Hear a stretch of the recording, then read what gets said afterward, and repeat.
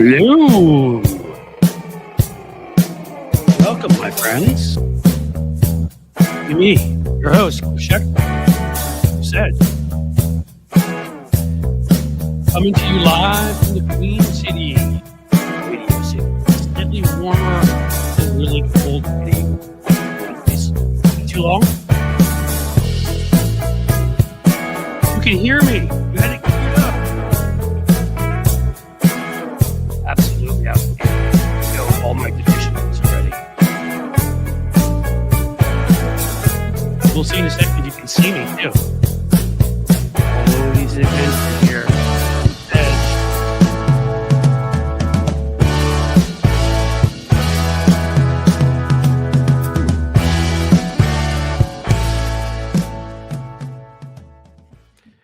Welcome, folks. How the hell are you? It seems like forever since I did the last one of these, and that's only like 4 days ago. Hopefully you caught our emergency one with my friend Adam Roth on Friday. That was pretty cool. Not cool as in what's going on out there, but cool in that he was able to give us an update and hopefully educate us more about what was happening.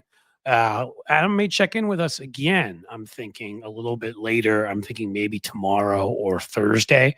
We'll have him come back, see what we can find out, see where things are. So, hopefully this show actually provided a newsworthy purpose too, in addition to just pointing out who all the horrible people are in our media and politics and the rest, although I guess that's newsworthy on its own. First, I want to acknowledge that as most of you probably know, many of you know from if you're coming from Tony's show, other places, the Jack Smith report did come out. I'm not doing my rant on that today because it would lead me into a rant on Merrick Garland and Democrats' lack of using PR and generic Republican evil. And I've done rants on all of those before. Know that obviously that it's important to mention because it shows us what we knew already, which is Donald Trump committed offenses that Jack Smith believed would have him absolutely locked away in prison. And if you read the thing, you can see that he absolutely would be locked away in prison. And once again, our system failed us for the various reasons we've talked about before. And I will bring them up again at times when we need to get better at them, when we're not using the bully pulpit again, when we're not using the microphone in places where we should be, as we should have been at the DOJ then constantly. But that sparkling over here for a bit. Oh, well, hope there's some sparklers here too. The Garland has no balls rant from Big Steven fan. Yes, that would be the one. I've done that rant before. I've done that both separately for my YouTube channel and like in earlier videos and the more recent ones. And again, if you wanted a summary, the gist of it simply is even whatever the legal constraints were on him, and you can debate that, there were no PR constraints on him except for him following precedent that no longer existed. He very simply could have told people every week that there were domestic terrorists in the Trump administration and didn't have to give specifics of cases, and Trump never would have been able to redefine January 6th. Okay. And that's one of the reasons Trump won. But let's talk about Jennifer Rubin today. Here's your Cliff's Note rant, because Jennifer Rubin is somebody I know, friendly with. Wouldn't say we're close. I don't know her that well, but I like her writing, and even when I disagree with her, it was a hell of an exit from the Washington Post. You may know their cartoonist or illustrator left recently, and I can't remember how her last name is pronounced, so I'm just going to say that because they wouldn't publish a cartoon criticizing Bezos. What a shock that Amazon is, of course, creating a documentary on the wonderfully great and accomplished Melania Trump, who posed naked to get into this country illegally and then got her parents in by marrying Donald Trump and sits there as her husband. That creature attacks all sorts of immigrants when she knows that's the situation and tries to tell people to be best, which I think she just said again lately, which makes me want to hurl. And he, he killed their endorsement, the Washington Post, which led a number of people to resign, of Kamala Harris, Jeff Bezos. Oh, he gave $1 million, which is just unimaginable, from Amazon, the Amazon side, because those are totally separated. It's not the same scumbag Jeff Bezos, who clearly has a small wank and will do anything for power to make him feel like a really big, tough guy, because he doesn't have enough money already. It doesn't matter that people are starving and hurting and don't have jobs in some certain places and anything else that's wrong with the world. His money could pay for universal health care. He needs to feel better about himself because clearly he was a loser incel in high school. Right, that Jeff Bezos. In any case, he gets torched, and we're going to read it to you because you may not have seen it. It's just good stuff. So here you go from Jen Rubin. Corporate and billionaire owners of major media outlets have betrayed their audience's loyalty and sabotaged journalism's sacred mission, defending, protecting, and advancing democracy. The Washington Post's billionaire owner, right? She's calling him out immediately, and enlisted management are among the offenders. They have undercut the values central to the Post's mission and that of all journalism, integrity. I cannot justify remaining at the Post. Jeff Bezos and his cronies accommodate and enable the most acute threat to American democracy, Donald Trump, at a time when a vibrant free press is more essential than ever to our democracy, to our democratic survival and capacity to thrive. I therefore resigned from the Post effective today. In doing so, I join a throng of veteran journalists so distressed over the Post's management, they felt compelled to resign, and we've talked about that lately. They decided, Bezos did, my little side thing, that democracy would die and it would be dark. Although I think he's doing it in the bright lights of daylight because he doesn't care, except for the fact that he's a vampire, so he might have to hide from daylight. I digress. The decay and compromised principles of corporate and billionaire-owned media underscore the urgent need for alternatives. Yes. Americans are eager for innovative and independent journalism that offers lively, unflinching coverage free from cant, conflicts of interest, and moral equivocation. Solid use of alliteration there, and she's right about all of that. The BS, the conventional wisdom, all of it. That's what we do at Cliff's Edge here. That's why I'm glad you're here right now, and that's what I will promise you to do at any platform I am able to be. I will talk about that in a little bit, which is why I'm thrilled to simultaneously announce this new outlet, The Contrarian, not owned by anybody, and that is her outlet that will be at Substack. I'm going to skip forward because I want to go get back to the point here, and I will have her on to promote it if she would like, and there will be plenty of places to do that. The need for upstart outlets has never been more acute. The contradiction between, on the one hand, the journalistic obligation to hold the powerful accountable, and the other, the financial interests of billionaire moguls, keeps the message right where it needs to be, folks, and corporate conglomerates could not be starker. The Post's own headline last month warned, quote, Trump signals plans to use all levers of power against the media. Press freedom advocates say they fear that a second Trump administration will ramp up pressure on journalists. We all know it. He just attacked Seth Meyers, who's not even a journalist, a comedian, and attacked Comcast for allowing him to attack Trump. Trump just did some rant at, Truth Social or whatever it's called. Truth Social. Yeah, that's a good one. And they want Seth Meyers kicked off. So, yeah. He's already doing it in keeping with the president-elect's combative rhetoric. And yet the Post owner quashed a presidential endorsement for Trump's opponent, forked over $1 million for Trump's inauguration through Amazon, and publicly lauded Trump's agenda. She didn't even mention that Melania Trump gets a documentary, and that may get me the most upset. I mean, I've got a lamppost here that would like a documentary and is more deserving. I don't know. It's orange.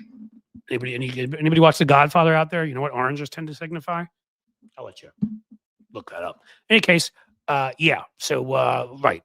Documentary and Trump love, and they're great. And Jeff Bezos has been puckered up now for weeks, months, years.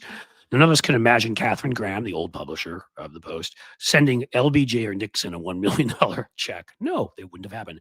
It would have been, as is now, a fundamental betrayal of a great American newspaper. Defense of the First Amendment is incompatible with funding or cheerleading for the very person who seeks to, quote, drastically undermine the institutions tasked with reporting on the coming administration. And here she goes into a few other things. We're just about done, but the scathing part against Bezos is still coming. The Post's downfall is hardly unique. ABC, Mark Zuckerberg's Meta, that little punk. We're going to get to him at some point too. Rant on that little douche.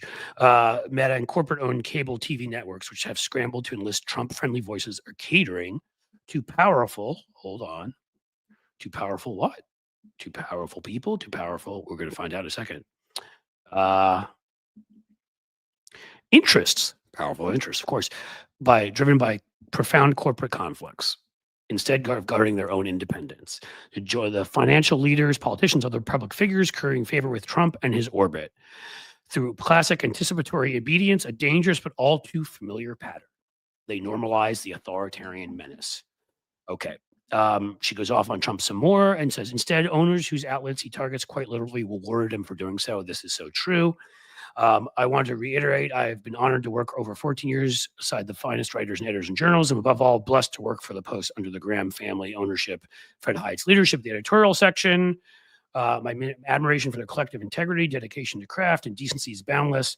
But when new leaders sully the reputation of institutions to them and the fate of democracies in the balance, we must reevaluate our careers and our obligations to the world's most essential nation. History calls us all. I treasure the readers who have stuck with us over the years and invite them, those interested in defeating authoritarianism as well as content creators, to join this exciting new venture in defense of democracy. So I was wrong. I guess the Bezos hitting, most of it was up front, and I just sort of read through it without sort of thinking about it. But obviously, she went straight at Bezos. She went at other billionaires, but said the owner of this outlet. She talked about what he had done to undermine the outlet, the killing of the cartoon and the editorial cartoon and the editorial endorsing Kamala Harris. Our media is a joke. Our corporate media is owned. Our monopolies run everything in this country. There's literally 3 or 4 choices for everything, and we are suffering because of it, because they realize they can get away with anything. And these billionaires who it just went, the line from the movie Wall Street at some point where Charlie Sheen, a different Charlie Sheen, turns to Michael Douglas, and at some point he's like, how many boats can you water ski behind? I think is the line. How much is enough? And sometimes these people are they're cretins. They are just morally just disgusting. There's something wrong with them. That evolution tells us to gather resources to protect our families and, to keep the species going. What is wrong with you when you've collected those kinds of resources that you need to collect more? What has happened to you? Who has hurt you? What have you failed at? And what do you hate about yourself? These are all the questions, but there's no winning back anything in America without properly regulating the hell out of these billionaires, raising the hell out of their taxes, breaking apart monopolies into pieces, as I believe Teddy Roosevelt once said. We will never get back the America we had. And it's that simple. And this has been Cliff's note. So hopefully that resonated with you somewhat. How are we all doing? I'll just put a little sort of, a little ending to that, epilogue, if you will. Again, what Jen is talking about there is what Tony, if for those of you who came from Tony's show, I can just say Tony.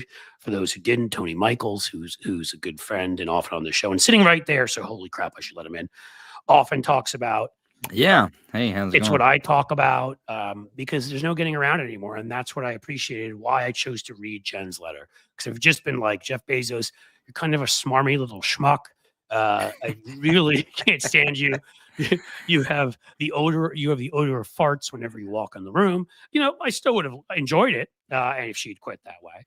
But she didn't just quit that way. She quit with a message that is just the most key message right now. There's them and there's us. There's the billionaires and the monopolies that never have enough, that control everything, including the Washington Post, and have already proven again and again that journalistic integrity, any integrity, means nothing to them. They've destroyed that paper's reputation, Bezos and his cronies. That's who they are, because nothing's ever enough. And then there's the rest of us. And they've made it as clear day in and day out that if we are going to get back to a country where we had created the greatest middle class in the history of the world, we had a working class that on one paycheck could go on vacations to the beach on weekends and could own a house and all the rest. If we're ever getting anywhere close to that again, we need to put the billionaires back in the place where they were in that period of time, as in 90% tax rates, as in, wealth taxes, as in massive regulations on their companies, breaking them apart so nobody could own too much. And I've now done enough of my little spiel, and I want to bring Tony in for what he has to say on the subject. I'm actually, interesting enough, I'm writing an email currently to Substack because you'll find this interesting. Seeing that it's kind of the place of independent voice. I think that's why Jen and Norm Eisen are kind of going, gravitating toward that space to talk to their audience. Apparently, Substack is going to be allowing live streaming very soon. So that's exciting. Yeah, that's exciting. And the reason why is because I believe that Substack could not only, because of how the publication part is laid out, I believe that it could really start to replace places like YouTube. Now, I don't mean like they could overtake YouTube's market, but they could overtake YouTube's market share in the political space that people might. But you know what else they could do, Tony? And again, this is what's so important. as Elizabeth in there in here says, greed is a deadly sin. It sure is. And there sure is a hell of a lot of it these days. Is what it could do is provide competition. And that is what Right. they have killed with their billions of dollars to shut people up, threaten people, sue people, competition of ideas in just in general. But that is what big monopolies have killed by owning everything. You can't compete with a YouTube. And again, I've dealt with it this week. One of the three, the one, of course, always the one that has the most people. I've replayed my interview with Adam Roth, my friend, 2 times. On the initial one, where so many people, I mean, I think we had 5 or 6,000 people. It was a great audience. They partially monetized it. What did we do for those who watched it in that particular live stream that they could justify partially monetized? Because we talked about fire. Is that too? I mean, are we honestly? Are we on Sesame Street? I mean, is it that if we talk about anything that might upset anybody who's above 4 years old, that we can't? I mean, he wasn't screaming and yelling. I'm sure I cursed once or twice. I'm sure he did too. I know plenty of people get away with that. So I can't believe it's that. We weren't sitting there, it wasn't like, hey, let's talk about, start playing some funky music and be like, ooh, the pizza man's arriving while the fire's out. No, we didn't do that either. And you know what? I couldn't even say the word. We didn't have corn on here. I mean, I literally need to come up with rhymes because that's how childish this all is, and why I have been moving, as I've told a lot of you, and I'm going to encourage you again to please follow me at Patreon. And Jim, if you've got that link, could put that up. And soon, Jim, I should have gotten you my Substack link. If you find that somewhere, put that up, please. Those are the 2 places I have found that nobody tells me what I can say and what I can't say, and where there's actual freedom. And yeah, I've called for censorship often of disinformation. There should be. We don't handle that, take care of that enough. And when it comes to hate crimes against people, that's different. That's threatening. That's online behavior that threatens people, as experts have pointed out. I'm talking about just describing stuff, like where an algorithm, you can't even debunk bad stuff you get. And I'm just, I'm going to be here, and most of my videos are still going to be here. This is where it has to be right now. But I'm damn glad that Substack is going to provide that. I'm glad that Patreon's providing something, where again, guys, initially you can go check out Patreon and Substack for free. There's literally no reason not to sign up for both of them, everybody. And then you can decide, because there are different pay levels after that, what you want, what you don't want. Thank you for that, Jim. So there's nothing to lose there. But I'm exhausted by this, by putting in the kind of work. I mean, getting that interview together with Adam was not easy. We had to figure out he was going to be on his phone. Was he going to be somewhere where he was going to get access to any kind of a signal and all this? And we brought people what I would consider to be crucial information. And they and when they say partially demonetized, that means 80% or so. It's just, it's insane. I don't know what else to say. I'm freaking tired of it. Well, and now I'll tell you that demonetizing is censoring as well. We need to start looking at this as they're trying to make sure to put the boot on creators' heads that they don't want them to say the stuff that they say. In my case, I've been talking to the audience about my appeal that was rejected from Google, and they say it's invalid traffic. And again, don't be evil, right? Invalid traffic. And then I don't know, you can't find what it is. And when I appeal, they will not tell me what it is. They absolutely refuse to tell me what the invalid traffic is that I had. And I've got 76 million views. That is the worst part. That's the part that needs to be changed, frankly. I mean, I mind them demonetizing me, right? But the thing I mind more, and the thing I guess I should say I will not tolerate, is that they won't tell me why. This is ridiculous. They still will let me post content. They acknowledge that I have 76 million views because my account has that. They'll let me live stream. They'll let me do all these things, but they will not tell me why they won't let me monetize my channel. It's frankly, it's starting to feel like they're evading my civil rights. Well, it's starting to feel like they're targeting you. Well, I mean, of course they are. But the thing is that now it's become a thing where it's like, why won't you just tell me? I mean, if you just tell me, maybe I'll move on. maybe I can make a decision from there, but I don't feel like I can make an informed decision when they're just like, no, and you can never get it. That's basically what they've told me, Cliff, is not only are they not giving it back to me, I can never get it back. There's nothing I can do to rectify the situation. And they won't tell me why. Well, and again, I've told you that before with my inquiries to them. So when the number, few thousand subscribers disappeared each time, which killed the algorithm for me quite clearly, like literally put me in quicksand. And I'm just like, just tell me if it's bots. Why can't you tell me that? I mean, who doesn't tell you? Who's so? I want to curse, and again, I can't curse. I'm a fucking child. Yeah, I just did it. Let's see if you demonetize me for that. I mean, what world are we in? And like, how is it that you can sit there? I can never imagine that. You're a company. I'm using your service. You're making money off of it, and you won't tell me what I can do to make sure that still keeps being an incentive to me. Like, are you insane? I mean, what is so difficult about saying there were bots, we removed them? Right. Okay, now I understand what you did. Thank you. It's almost like that they feel a need to put you in your place, like they own you, because they do. They own your channel. They own the audience. They just give you this little privilege of posting your content there.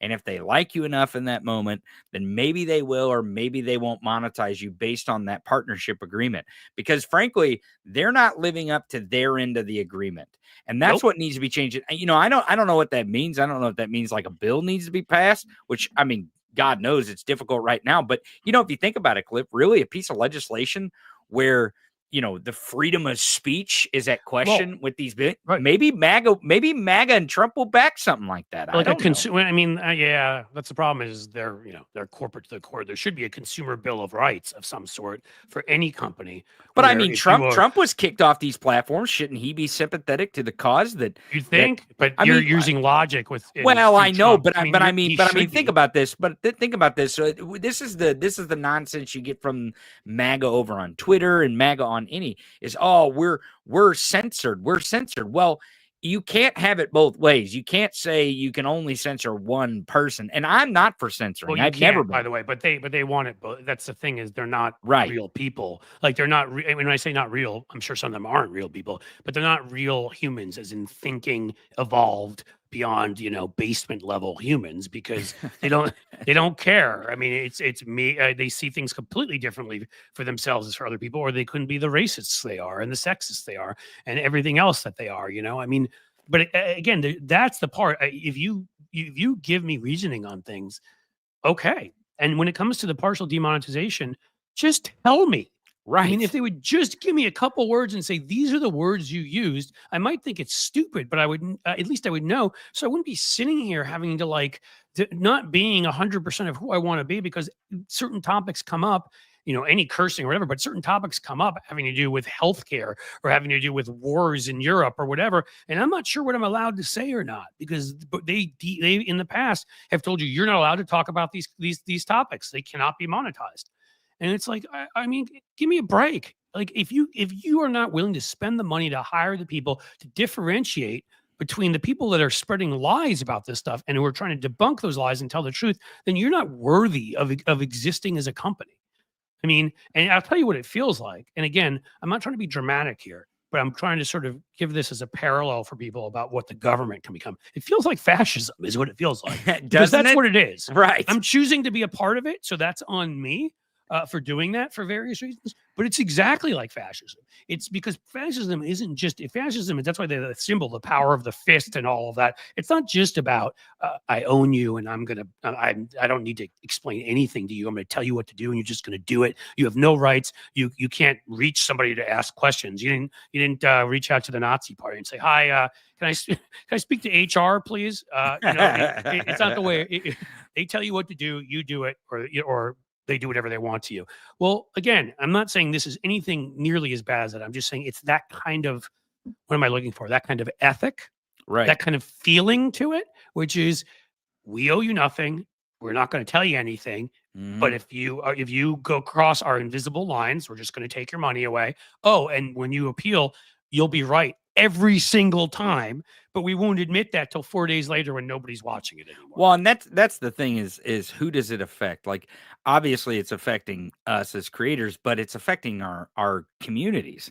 Our communities are being affected by this, and the reason why is because a lot of folks give up.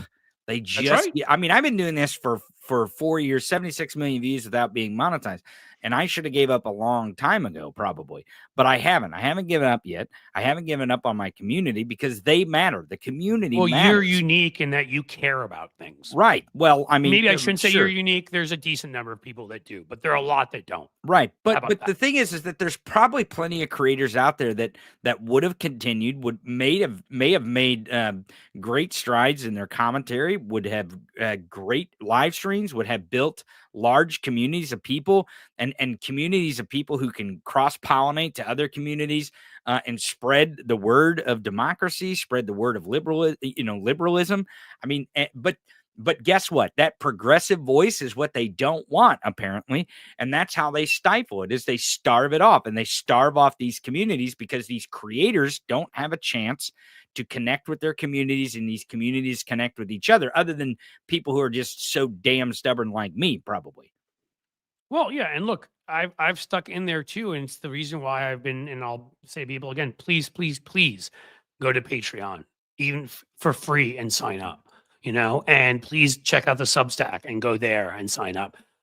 Because in the end, look, you know this. So, I mean, I talk to you offline or whatever, and the thing about having a community and caring about these folks who take their time to come here, offer their thoughts, tell me about their lives, tell us about their lives, is, for me to be honest with them. And I think I've said this to you before, folks. I mean, I have thought a couple of times about shutting it down.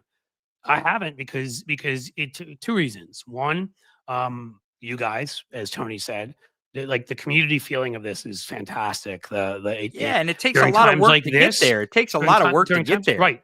Even to get to where I've gotten to, I'm at 100,000 subscribers, and I got to tell you, like, if you think suddenly at that level I am monetized in the way that Tony isn't, but if you think I'm bringing in a lot of money, I'm not, and that's because they demonetize some things. And just because I have 100,000 subscribers doesn't guarantee, folks, like, these things do pretty well when they're monetized. But I put out other separate videos and whatever, and they're hit and miss. Some of them can do really well, and I've gotten a bunch, probably 30, 40, 50 videos with over 100,000 views. Maybe 20 with over 200,000. I don't know, less, 10, 15, and there are a lot that can even make 50 or 75,000 or something like that, and that you can make some money on. I've got plenty that I put out. If you go look at my videos, I don't get 2,000, 3,000 views. I put a lot of work into those videos, and I don't make anything back from it. I take these commentaries from this show, and that makes it a little easier to do as a separate thing. But even those, there have to be edits and work done. And I mean, again, like, it puts you in this place where, and I said, you guys are one reason, and the second reason is my the way I was brought up, and the belief in democracy and this country's democracy. And, like, I don't know if my voice is doing any good, but if it's even doing a little bit of good, I feel like I have the time to do this because I'm lucky because I have another company that I don't have to spend as much time on that's been doing okay. But there is a point where you're like, my God, I'm putting in all these extra hours. I love this community. I care about fighting for democracy, but, like, at some point, like, right, I'm not an indentured servant, right? Well, and that's the trouble is that the billionaire monopoly state platforms like YouTube, like Facebook, like Twitter, and these others, they're turning us into indentured servants, right. and that's what I feel like Substack is not. That's why, and again, I'm not being paid to say this about Substack. I just really believe it because right now that may change. No, I know it may all change. You've tried it and you've been excited as hell about it because it's been actually working in right the way it should. You work your butt off. You write your posts. Right. People respond to them, and then nobody says, "Sorry, we're censoring that post. You could only make this much from it, and we're taking it offline." Like, you don't run into that. So no. I can speak. I mean, if and maybe people think you and I are in some vast conspiracy, but as long as they trust, I mean, I'm Jewish, so there's at least a 50% chance of that. But at least to some people. At Yeah, least it's exactly. I something. mean, come on. Right? You know, I'm at Davos planning all. But as long as like people believe that in my honesty and your honesty, I can tell you, yeah, Tony's been excited as hell about it, but for the right reasons. Because if he works his butt off and writes for it, it reaches people. Right. And like Well, and they're responding. I mean, I think to give the audience an idea on Substack, I think my numbers, and this is pretty typical, like with emailing folks. I think it's over 30% open rates. I mean, I'm getting thousands of people to read the articles, which only tells me that they're resonating with the audience, that the audience likes them, and they're very that means similar. they're sharing them, right? Because Right, you they're know what very your subscribers are. exactly. I'm getting more and more people, and it feels like that because I've really tied them to my commentary, especially in the A block on my show. It feels a lot like an article about the commentary, the lead commentary for the lead story, and I think people appreciate that. And whether they come watch the show or not, they're reading the articles. They're definitely reading the articles and consuming those. And when you're a content creator, that's what you're really looking for is your audience, your core audience, enjoying your content. And if that's the case, then you should keep going. And that's why I have kept going, even though I haven't been making money on YouTube. But Substack, unlike Blue Sky, unlike some of these other platforms, they allow the creators to have an audience and to monetize, to keep creating their Right. whether it's writings or videos, in other words, whatever the content is, to keep going. Right, because I throw it out there because before we were, we all accepted, the creator thing. There was something known as an author. I'm one of those. A column writer. I wrote columns. I got paid for that. You should be paid for right. It's work. Up. It's and work. They figured out how to get us to do it on places like Twitter and Facebook and not get paid. And do it for free, and then they make all the money. Right, and I want to say two things. I've got this up by Jim here. And I want to say quickly, you're exactly right. The reason why I have this up here, and there's a second comment I want to put up, and it's why I'm pushing Patreon and Substack so hard, is that, I think around November, I looked it up the other day, was when I hit around 95,000 or so when the election came around. Like I was gaining a solid 10, 15,000 subscribers a month because of the people they took away from me. And granted, some of this is because of people, everything's been down since the election. It always is in December and January, but people were depressed about what happened. Some people just tuned out. I get that. So I know that some of it's that. I'm not saying it's all on them. But the 6,000, they disappeared from my account in those two different times. Plus, what that does to the algorithm is it tells the algorithm you're shrinking, nobody wants to pay attention, and you have to like get it going again. Because again, we're living under algorithms too, as if that's not fascistic, right? And futuristic, like dystopian crap, right? But on top of that, like there, with what was being asked about here, hold on, I want to find that comment if I can. And I'm not doing a good job. Well, I was going to say, why you're looking for it. I was going to say why you're looking for it, because to this point, when I first started on Substack and I started writing, and I didn't have very many people over there but then I discovered that I could actually take my audience that I had and apply them to my newsletter, which was kind of cool. But one thing that was very interesting, Cliff, about this bot thing, and then I've got to go. I'll let you do your thing here. But Substack actually gave me a warning and said, "Hey, if you see fluctuation in your following, it's because we have detected a ton of bot accounts, and we are doing our best to purge those accounts from." Wow, a company told you what was going on. So they didn't just start purging; they actually they gave a big, huge thing that said, "Hey, disclaimer. You're probably going to see something funky happening. This is why the thing that you think is funky is happening." They just, it was that easy. It was just a little banner thing that they put up on the dashboard so that you knew when you were looking at how many people were reading, if you were growing, if that audience was coming back to you, that they were letting you know, hey, there's bot accounts. We're trying to get rid of them.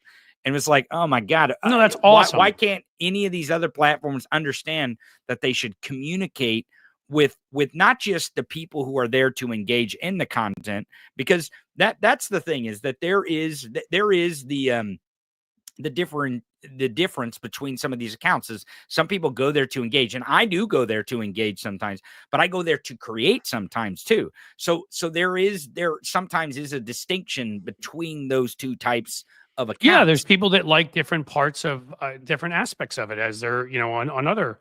I mean, I'm sure there's people just on YouTube. There's people that do shorts, right? There's people that do what I do. I mean, I do a mix of stuff, but I, for a while there, did all 5 to 8 minute videos, rants, which I want to get back to doing some more of, I think.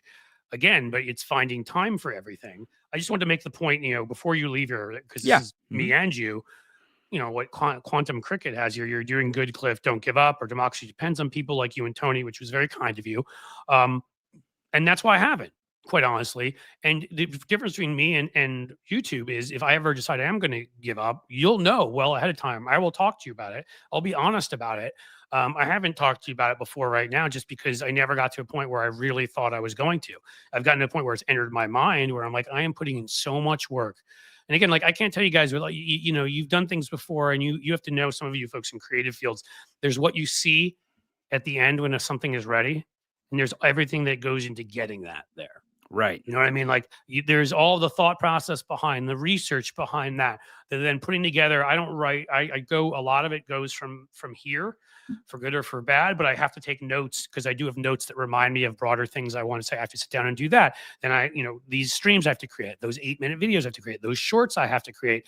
And you find you're always doing something. You're changing the description of a video because you need to put keywords in, or you need to, like, it is, there's a lot of work that goes into it. And again, and I'm not complaining. Like, I'm here, and I feel like it's for the right reasons. It's for this community. I still enjoy talking to you all a pretty good amount, so that's a good thing. And hopefully it's helping out there.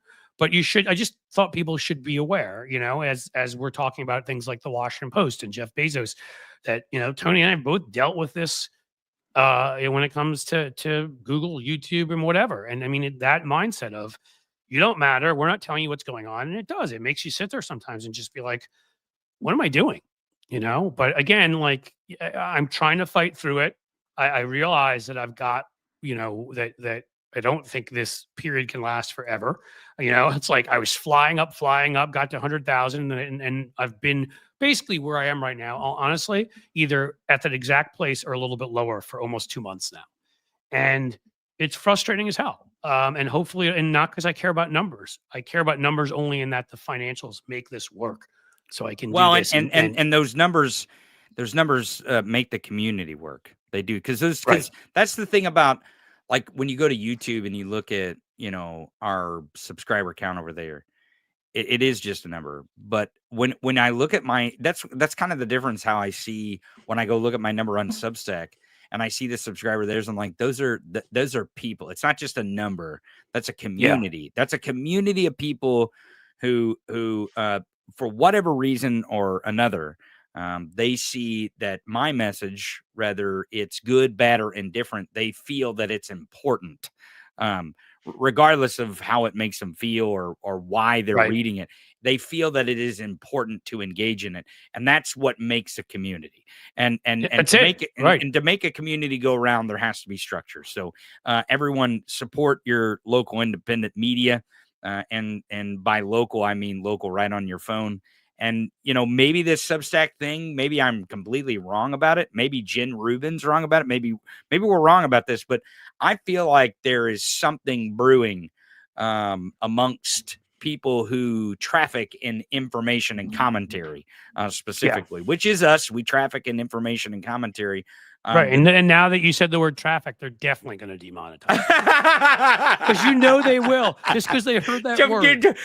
We could be talking about the 409. That's what I'm saying. Right. They're just like, nope, you can't say that word. You can't say that word. 71 North. There's terrible traffic. And they're like, oh my God. Don't demonetize. Cliff's an international criminal. Right. He's saying the word traffic on his live stream. Honestly, they could, like, that's how random and how just arbitrarily ridiculous it is. It is. I will tell people, and just the last thing I'll say before you leave, I'm going to keep trying to grow YouTube. I'm going to keep putting my video content up there, and please keep watching it. Please comment, do all of that stuff on these and on other videos, because that will bust through whatever wall I've hit right now. Right. And then Patreon and Substack are the two places I trust the most right now. And I ask you to sign up, and that's the deal. I see you guys.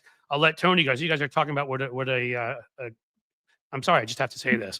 So demonetize me, if you will. What a dick Mel Gibson is.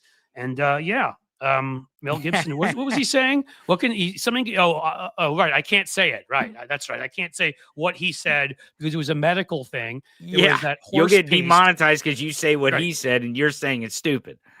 Right. So here I have to play a childish game again where I can't, all I can say is, of course he's a Nazi. And of course he once got pulled over by police officers and was drunk and blamed people like me for starting all the wars in the world, which I take offense. I take offense to because I can count at least 3 wars I didn't start, like Second Punic War. That one's on me. Totally. You know what I mean? The Boer War. 100% personally responsible. Boer War. I was profiting from that. I was there for that one. That's true. Right. Crusades. No, they were coming after me on that one. Right. They were chasing me down. Some you're the perpetrator. Some you're the victim is what you're saying. I'm just saying, not every we probably war, can't even use those words, perpetrator and victim. Mel oh my god! Oh my god! Can't Mel Gibson use some nuance and just say I'm responsible for like 3/4 of them and be, I mean, right? Does he have to blame me for all of them? Well, I mean, this is what Nazis generally do. This is what the biggest shame of it is when I had Zaki Hassan on. I know you have to go, so if you just want to jump, but the film guy, critic on here. We're talking about stuff. He was funny. He said basically my rule is he's like anything I can't watch Mel Gibson or anything since I found out what a Nazi is. He's like, well, I could go back and I could watch. Is that the only rule he has in film critics? That's what he said. It works for him. He's like, I can't emotionally do it. He's like, I can watch the Lethal Weapon movies and I love those movies, right? And he's like, because I do. I'm saying I admit, absolutely, right. And he's like, I can go back and watch writing. It's great writing. It is. It's because it was before we knew who he was, so you can still sort of pretend he's a good guy, whereas anything he's made in more recent years, when he looks more like himself now, it's impossible to even pretend he's a decent human. So you can't. I'll just leave you with this. And I'm not a faithful person. I'm an atheist. But I just want to mention that back to Mel Gibson for a second. Mel Gibson's house burned in the fire. So if there's any a thing out there that people are like, hey, there's things that happen for reasons or something, especially the right-wing crowd, the Christian crowd. Right. I don't know. It's always because it's too many rainbow flags somewhere. They're spinning conspiracy theories all the time. Who's to say that? And James Woods. I mean, but that's a true. good as far as I'm concerned, you may have to go up to the fire and see it and say, look, at least partial thumbs up. Mostly you suck. Mostly I hate you, and mostly you suck and you're evil.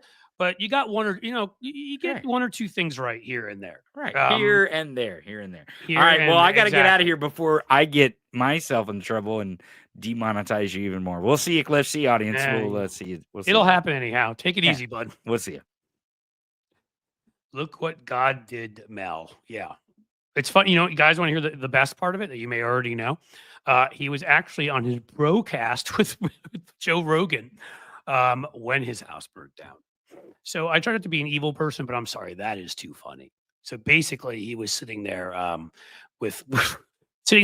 sharing his insane medical views and other right-wing nutty Nazi views. And what he should have been doing is protecting his home. But I'm sure it had nothing to do with the climate or anything. It was me. I sent down some lasers. I bet he's got to believe in that. I think that's what Marjorie Taylor Greene originally said, where that originally came from. It was California wildfires. And I'm even scared to say like what she said exactly. That's why I said me and lasers, because I don't know if I say those two words together, kaboom, on what might happen here. It's all a big experiment now to see whether this is monetized or not. But, what are you going to do? Such is life in the big city, as they say. What else do we have going on? So there is Mel Gibson. He's a schmuck. And, his movies pretty much, really more recently suck. The shame of it is most right-wing people are just not creative at all. That's not the shame of it. We'll get to the shame of it. They just are terrible. They try to be. They're not funny. And then that's part of the reason they become more right-wing and mad, because they're angry at everybody who doesn't find them funny because they're not funny, right? Or they go in the crazy other direction, like Jimmy Dore, I think, got a special on Comedy Central once and was so unfunny he was never invited to have another special. And of course, he decided to line up with the Tulsi Gabbards and that kind of stuff. And go to he's basically on the right. Call him whatever you want. He's horseshoe. But actors too, but there are exceptions. Mel Gibson actually was an enjoyable actor to watch, and I think was a pretty decent director too, and then lost his mind. John Voight, same deal. There's probably a few others. I don't even grant. I know some people do grant James Woods being a good actor, but he's just playing himself. Sorry, if you're the same evil like jackass in every movie, and it turns out you're that same person in real life, that's not really acting. I mean, I could be a sarcastic, obnoxious jerk in every movie role very convincingly because I am. Hopefully not a jerk all the time, but sarcastic and obnoxious. And I don't think that would be acting. I don't know that I would be given credit for that or should be. I wonder if Gibson goes to church with Jim Caviezel. There's another one. Does that crazy movie again about something I'm not allowed to talk about, or oh my God, we have to save the children. And it turns out the guy who helps him produce the movie is doing exactly to kids what you would expect. I mean, they're such clowns. Mel Gibson, I don't know what else to say. We can talk about some other fun stuff going on now. I haven't been on since the big Steve Bannon Elon Musk fight happened. And if you're not all enjoying that, then I have to ask, do you enjoy life? Right? In one case, you get Steve Bannon, who is essentially a shelter for homeless ticks and fleas, and you have him going against Elon Musk, the tubby, pale, putrid Putinite. And they are both evil people. But Steve Bannon, man, the H-1B visa stuff, Bannon is a much more effective racist in communicating his racism. Musk only communicates it once in a while. He saves most of his hatred for other groups. Again, don't know whether I can mention them, like his daughter. I don't know what I'm allowed to say or not say. And so Musk, of course, is all about profit. He's a oligarch. Like there is absolutely some white supremacy in there, a whole lot of it. He thinks this small elite cabal like him should be running things, and he's from apartheid South Africa. But in the end, as long as he can bring people in the end, it's about him making money, right? It's not about the MAGA people, the folks anger at everything. What that society's done to them, most of which, by the way, has been deindustrialization and things that have come from neoliberalism. And that was an idea that started again largely with Reagan. Now Democrats embrace some of that and are to blame for some of that, but it was so much more conservatives pushing all that stuff because they also were deregulating industries, which Democrats were not, and things of that nature. So you get what's his face pissed at as Bannon pissed at Musk because Musk isn't enough of a broad racist. When he can make money, he's less of a racist. If he can bring in very well educated people from India who he can pay a lot less money than Americans, magically the racism disappears. It's sort of like the folks in construction and farming who are all racist and they love Trump, but undocumented workers, we can pay them a lot less. We're certainly going to forget our racism for them. Steve Bannon no like that. He wants classic, a national socialist party, as you could call it. Not really socialist, just have that in the name so it could be like I'm sure the guy that he admires, that guy's party. And Elon Musk is more about the oligarchy, a little cabal running the earth. So so he called Bannon said that he will quote make sure that by inauguration, clock's ticking, 6 days that Elon Musk has no influence left in the White House, even though was I talking about it on Bob Seska's show earlier that Elon Musk has a actual office in the White House, which again, a guy with as many contracts with China and our defense industry, all the other stuff going on, would have been seen as such a massive conflict of interest, owner of Twitter and all the political positions he's taken. But today the media just shrugs because they're idiots. And Bannon, I don't believe, has a place in the White House. So we'll have to see what happens. But Bannon, if his connection to the MAGA, like crazy right-wing populist racist right is as much as it used to be, he's going to lead that charge against Elon. Game on. I think he called Elon truly evil. For Steve Bannon to call you truly evil, I'm not sure if that's an insult or a compliment. It certainly is a thing where you could look in the mirror.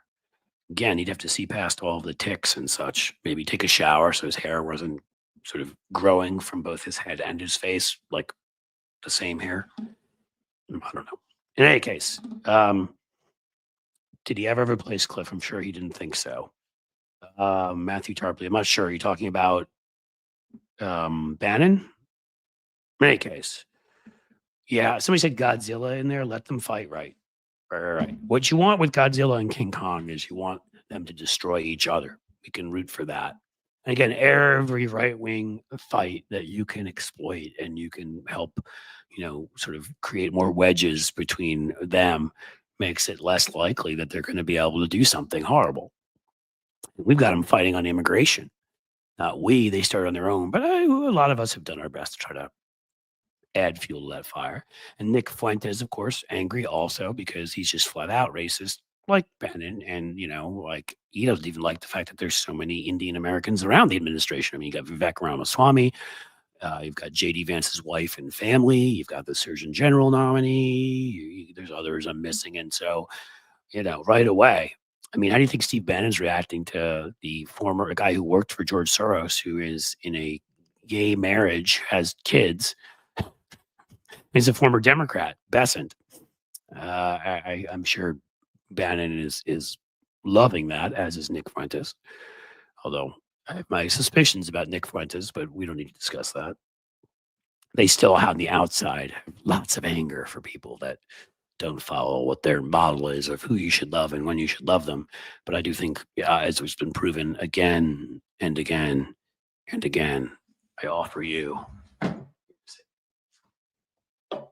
See, my little Larry Craig trinket I still have. The Minneapolis. Somebody gave that to me. It's very nice. Bathroom. They've been at this for a long time. He sponsored, by the way, the marriage amendment to ban gay marriage as he was playing Fred Astaire, with his wide stance in the Minneapolis bathroom stalls. Why the Minneapolis airport? I don't know. Someone's going to have to figure that one out. Minneapolis. I mean, I know it's a big airport, but so is Chicago, so's Denver, so's Dallas. Why Minneapolis? It wouldn't have been a place I would have guessed that would have become like, the Copacabana for the Larry Craigs of the world.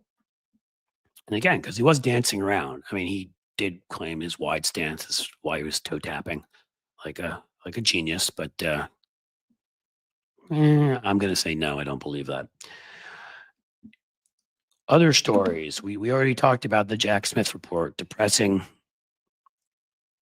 It's every time, It's like for you folks out there, you wouldn't understand this, but and a much more serious topic. But we joke here about how in Cincinnati, the Bengals find a way. They did a record this year for losing the most games by the fewest points. At some point, they may have lost like 4 games by 6 points or something. The way they break your heart is by getting really close. Like they don't just get their butts kicked; they get close enough that you get invested in it, and then they lose. This may not be the perfect metaphor because again, that's sports, and I don't actually even love football. I love baseball and soccer, but to me, much more important is obviously our daily lives and just what happens on the sports field. And Donald Trump is like that. He's like that in that you sit there and you get so invested in the fact that looks like they finally got him, and somehow he finds some way to threaten somebody, pay somebody. And he ends up not paying a price. And in this case, again, as I've discussed before about all the various other things that are creations of various Congresses, either by accident or on purpose, that literally do not exist in the Constitution. There's no majority leader, therefore there is no filibuster, and therefore Kamala Harris as the presiding officer, as vice president over the Senate, or Joe Biden could have just said, you know what? I'm the presiding officer. We're getting rid of the filibuster. It's an illegal rule. But we, and I give Kamala Harris a lot of credit for breaking with past Democratic campaigns and being a hell of a lot more aggressive, mocking Trump, hitting back. So I'm not going up, but we still can't get past that mentality. Republicans, if they needed that, would do that in a second and say, this doesn't exist in the Constitution. Just because it's been some precedent people have followed for 60, 70 years doesn't mean that it's right and it's legal. And by the way, it was barely ever used in the past. And suddenly Mitch McConnell started using it all the time. That's when they should have immediately said it's not in the Constitution and declared it illegal.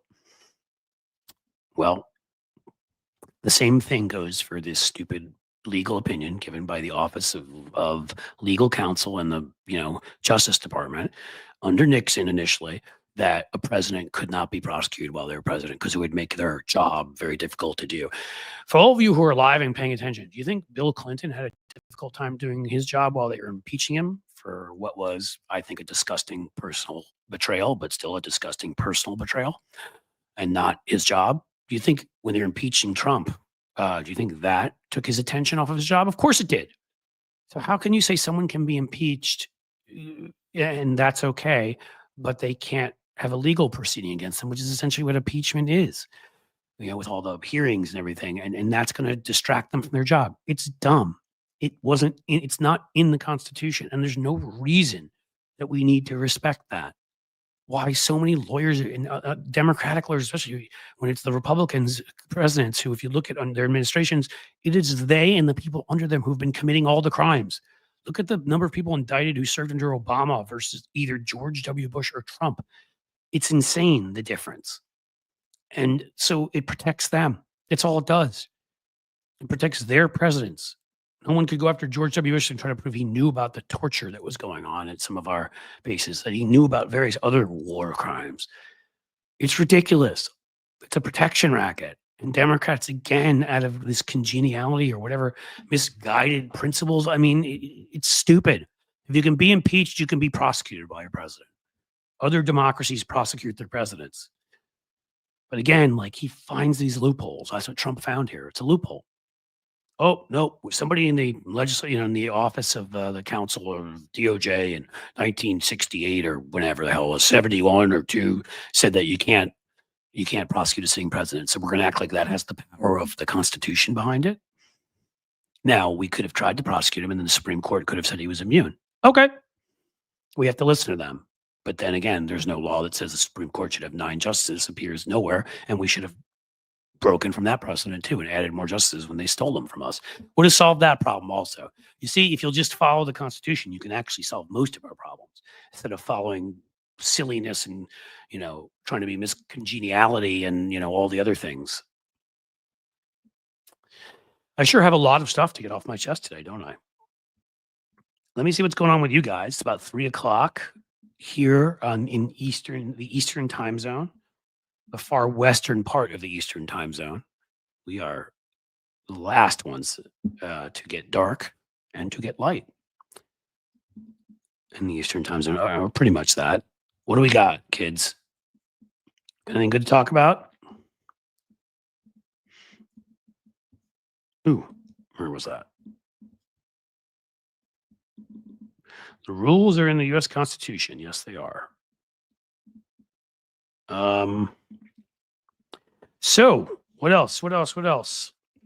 I'll remind you all that we do appreciate super chats and super stickers here. They do allow me to continue doing this and have all the many fewer thoughts of having to ever put this aside. But I should tell you, I'm sticking it out, and we're going to make this work. Whether combination of YouTube and Substack and Patreon, and I just got monetized on Twitch. So for all you watching me on Twitch here, thank you. I don't know what that's exactly going to mean. I used to play a lot of video games when I was a kid. I'm not a huge gamer, as you could say these days, although I do find them interesting, kind of cool, and I've played with my kids, but not to the point where I've been on people's Twitch streams checking them out. That never really became my thing. So it's kind of nice to be monetized on Twitch. That should help out a bit. But again, as I said, you can join the Patreon. That would be great. I've already sent notes to folks at YouTube membership that I would prefer that you go to Patreon. We're not kicking anybody off, but we did consolidate it to one level. Because it's very difficult to manage both. It's a lot of work. You have to keep cross posting and doing all this stuff. And on top of that, again, I've told you that Patreon, I get your emails and all that. So don't think though, if you're paying the amount to be on the YouTube membership, that you won't get what's promised. You'll still get videos and posts and things that have been promised. You will. Just the Patreon would be a much better place for us and easier to manage. But I digress. So what else we got? Do I think Hegseth is going to be confirmed? Yeah, I feel like Tony asked me that, and I'm not sure if we ever got there. I think it's gonna be really close. I'm gonna go with they only have 52 Republican senators right now because JD Vance is the vice president. Is that how it works? Is he already vice president? So he's not a senator?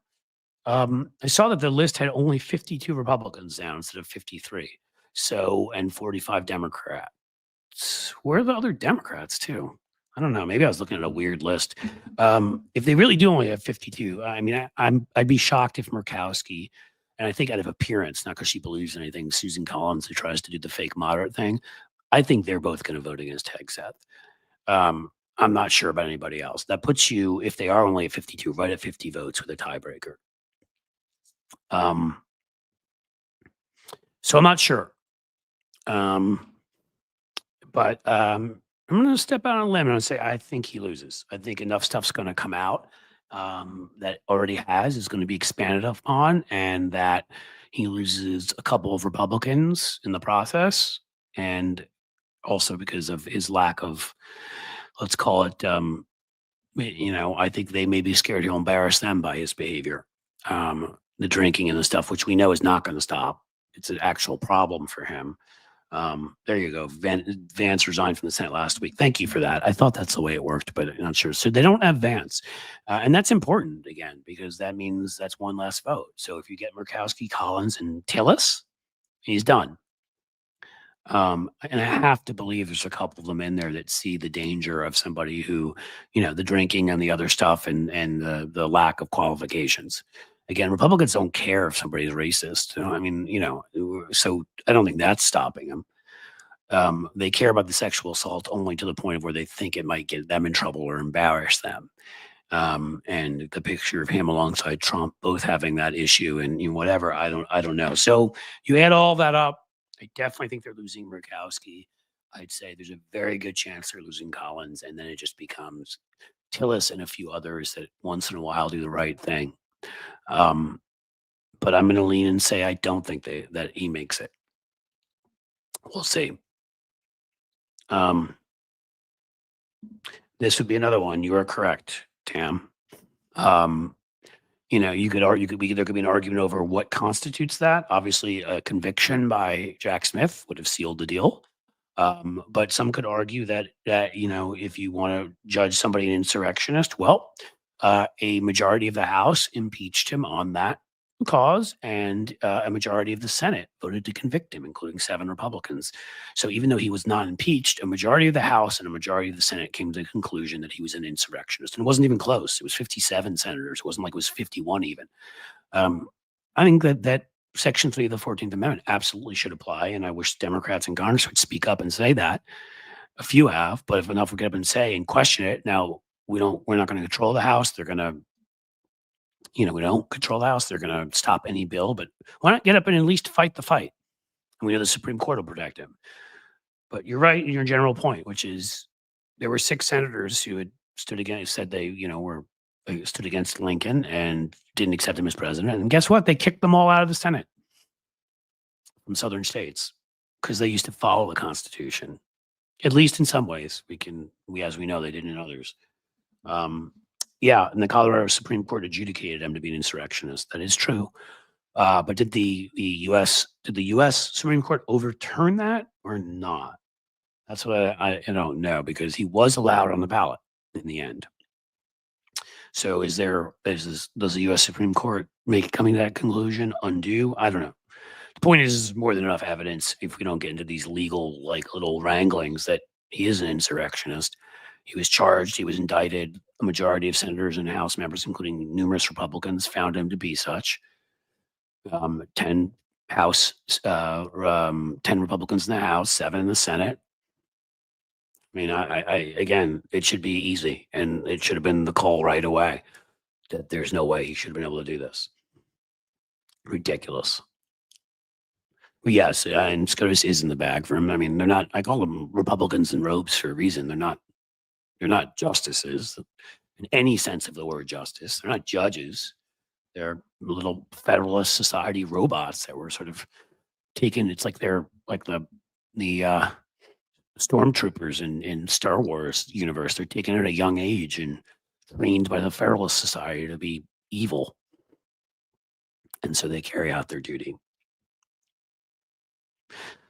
Well, I would, Gracie, I would hope you're correct that I hope it doesn't take a French Revolution too. Um, um, it's an interesting thing, country. I'll put that up there. But I'll say quickly, if the Republican, if it takes a French Revolution, we're all in trouble. Remember, Robespierre was a radical one week, and the next week he was having his head chopped off. Actual violent revolutions, really, usually, we got lucky. Remember, George Washington was offered the crown and rejected it and said, we are going to be a republic. Had he accepted it, everything's different. How many times do you think in history that's happened? All the revolutions normally lead to the violent kind, like that. Now, you may have no other choice if you have a fascist regime in power, but if you can reform via government, via bureaucracy, and you can change rules and laws with ballots and not bullets, that is the way you should do it. Because once you start a revolution, you don't know where it ends. Remember, there's a democratic, as in somebody you would vote for, official for about 6 months in control of Russia, Kerensky, after their revolution. And then Lenin displaced him, and we know that history. It usually works out that way.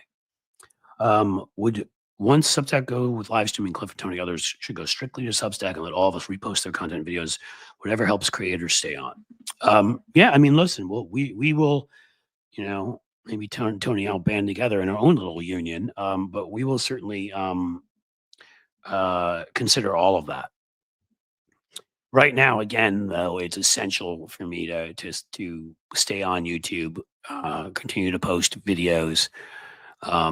It's just hard to motivate myself, especially on some of the shorter videos, to put in the work I used to. I used to do a lot of the editing and try to add in funny movie clips, which some of you who've been here a while may remember. And I'm doing less of that because I can't put in the time when right now, like, a lot of the videos are just, it seems like they're mired in quicksand.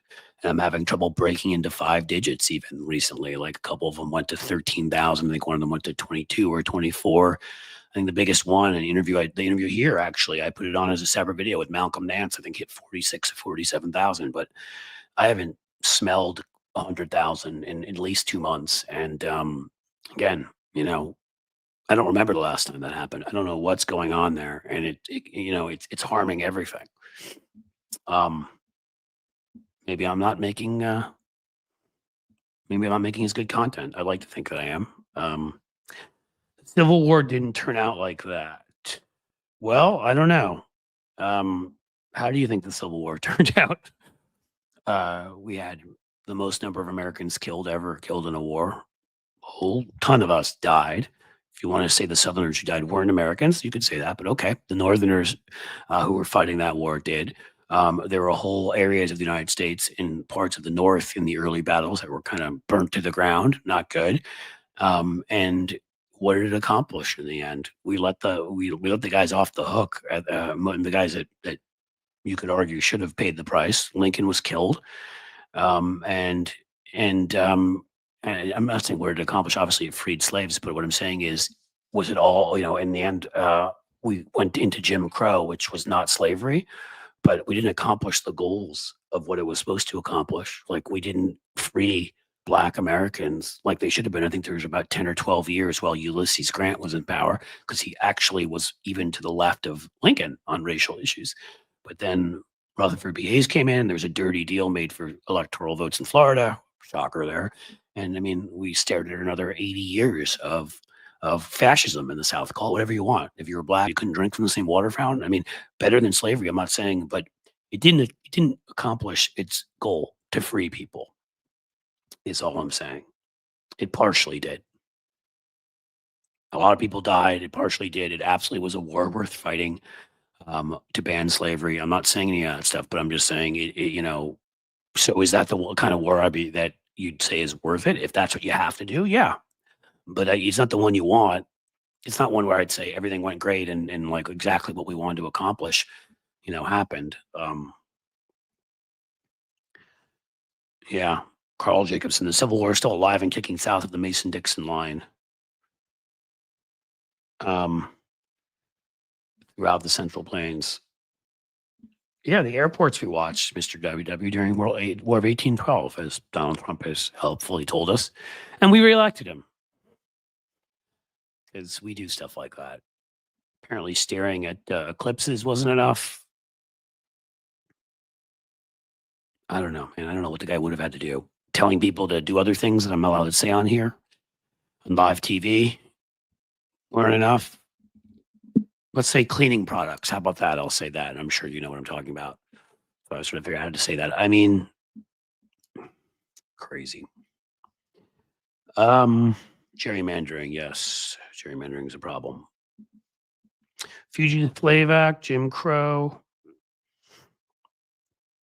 Jim Crow, look, I mean, obviously, and if you're under Jim Crow and you could get the resources together, you could move to the North. There is also plenty of racism in the North, but at least it wasn't, it was more de facto than de jure. It wasn't in the laws. And so I'm not going to, again, I'm not saying Civil War is absolutely worth it and the people were lost. It was a shame, but we needed to free people from bondage. I'm just saying, the results of any large scale war is a messy and anywhere thing. When things go wrong in war, unlike in other aspects of life, people die, lots of them. And it's why you try to avoid wars if you can. Again, that's your last hope against a fascist regime. Absolutely. But you hope it doesn't get to that point and maybe you can reform it through other methods.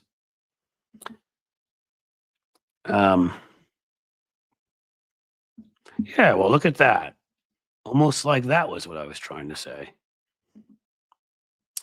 Well, Wayne, you may be right. Gavel, a good French name. 21st century suffragettes. I keep hearing about you guys. Heard good things. Very good things. What else we got for today, guys? Anybody here do me a solid and join Patreon? It doesn't pop up here in as cool a way when you do that. But if you did, let us know. And I will give you a shout out of the kind you deserve for being a gentleman or woman and a scholar. And of course, again, I will remind you, even a 99-cent super sticker, even a small super chat of $1, I mean, like any little amount, it all helps us. There we go, Barbara. Barbara, you are awesome. You have joined Patreon, and that will enhance your life and my life. So you see, we all benefit from it. I'm going to add something to that too. I think I didn't think about it. Tony made me think about it. I forgot you can live stream there. So what I'm going to do is, keep up the live streams here, but I'll start. I can't add too much more stuff. Like I'm already going to give you guys their 2 videos a week. If you're on the right level, everybody's going to get stuff for free the first week or 2 who's joining now, so they can see what you get at the $5 level and above, which is really the kind of main level. And then I'll kind of, you'll get the certain amount that you're promised and everything. But I may add one live stream that I'll do for most folks or everyone to it a month. That's maybe something I could fit in there. We'll see. Well, thank you. Denise, I appreciate that. But again, I always say to people, like, if it's, when you say once you get your paycheck, like if anything ever is paycheck to paycheck, I tell you the same thing. And I very much mean it. Do not join if it's going to put you in any kind of situation. There's even a chance it's going to put you in a harmful situation where you cannot afford what you do. Do not do that. Okay. Your family is more important than this live stream. But if you can, if you're somewhere in there and your folks are lucky enough to have the funds and you're in there and you can up your level, do it. If you're not there at all, but you can go and you can join, do that. That's what I'm asking for those who can and can do it and are comfortable financially doing it. And I should say to the few of you who've sent me emails about ways that we can try to get you in there, I will answer those emails. I've meant to. Lots is going on. Just getting the Patreon up and ready and getting a Substack close to ready. There's always a new project, my friends. Now I have to sign up I think I have to fill out some more stuff at Twitch because I've been monetized there. So thank you, Twitchers. I'm not sure what you're called, but that's as good as anything, right? We can drop Cliff's links on our show. Yes. Yes, Elizabeth. I'm not. I don't know which show that is, but whatever show that is, thank you. Please drop those links. That would be awesome. Seriously, that's awesome. JD Hogg Vance, very good. I like that. Yeah. Lefty Gramps, who will DeWine pick to replace Shady Vance? Good question. So we don't do a pick here. We have an election. It's the same way, it's that way in most states, right? Where members of Congress, they appoint somebody first and then there's an election. Whereas the Senate, I don't know, it's been traditionally done that way and a few states changed it, but we have not, to my awareness. So we would have it vacant. I'm hoping Sherrod Brown runs because honestly, the only thing that defeated Sherrod Brown was Donald Trump. If Trump hadn't been on that ticket, Vance has gone. Sherrod Brown has gone against the tide so many times, won over enough like Trump type voters and stuff like that. He had lost by fewer than 10 points, he would have won. I think he lost. If Kamala Harris had lost by fewer than 10 points here, he would have won. He outperformed the top of the ticket by a decent amount. I want to say that he lost by 5 to 6 points in the end, and we lost by 13 to 14 on the presidential level. So he outperformed by almost 10 points, but there's only so much you can outperform the top of the ticket. Now, if we have a special election, there is no top of the ticket. All those marginal Trump voters, they only come out when he is actually on the ballot. When he tells them to go out and vote, they don't listen. It's happened again and again and again. So I think absolutely. And I think also people are going to be turning against Trump because he'll be failing, as we know he will be, and not living up to any of his promises. So, I mean, to me, the most obvious one is for Sherrod Brown to run and win that seat. And I think he absolutely could. All right, Elizabeth explains. So that's the 21st century suffragettes. All right. That is where I guess you would share my links. Thank you. And, if I can do the same for you guys, let me know. Always happy to help out others who are, in the same biz, trying to make this work. I think you said that. Will you drop our link is what you're asking me. And of course I will. That was easy. As far as I'm concerned, I'm always happy to help other folks. What do you have? I was surprised Sherrod Brown lost. Again, Sherrod Brown and John Tester, it's just a shame those two guys were in the states they're in. They are two of the most natural campaigners, most authentic people, charismatic. Like those two guys are fantastic. And either of them had been in states where they had not lost by each of them outperformed the top of the ticket by like 8-10 points. Had Sherrod Brown been in Pennsylvania, he wins that race. Had he been in Michigan, he wins that race. Arizona, he wins that race. Like most of the states, it's just he could not overcome the huge win by Trump here. And even saying huge win by Trump here makes me want to hurl. You're saying you're betting on Husted. Again, I don't think that there's anybody who is appointed. I think it's just an election. Husted will get into that race. Absolutely. I agree with you. LG, if I can call you that. He's going to get into it. And LaRose may want to be governor, but he came in third place even when he ran in that Senate race. He's a loser. I don't see him getting anywhere. And yeah, I hate to say it, but I feel that way these days too.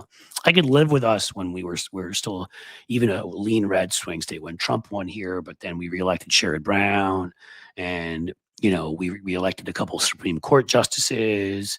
We even a year before we were able to pass the abortion rights thing. But last year, this past election was such a disaster here, where they even lied enough to trick people to vote for gerrymandering because they said it was against it, and where Sherrod lost and Trump won so big here. I mean, I'm not going to say this. I leave it up to other people in other parts of Ohio to do what they do, but I refer to myself at this point as a Cincinnatian.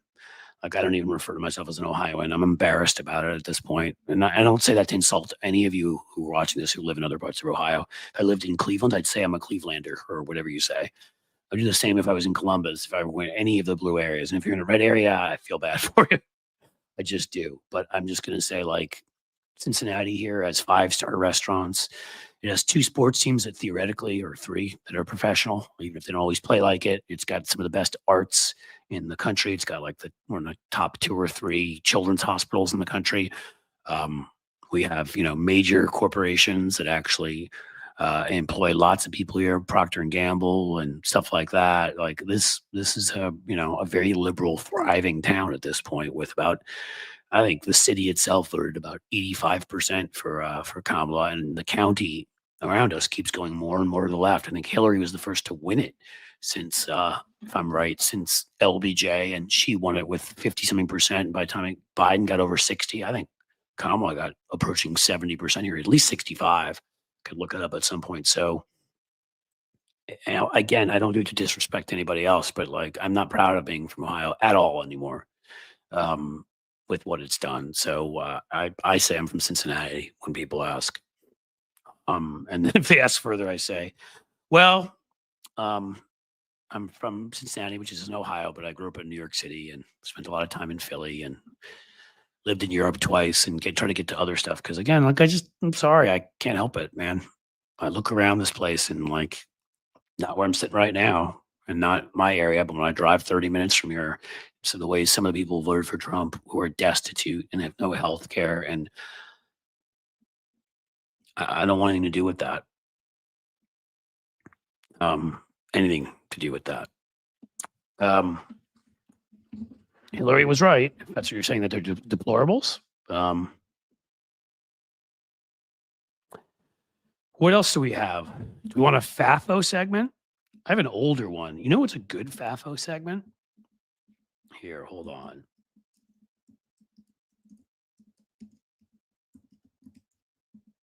Here's some great FAFO.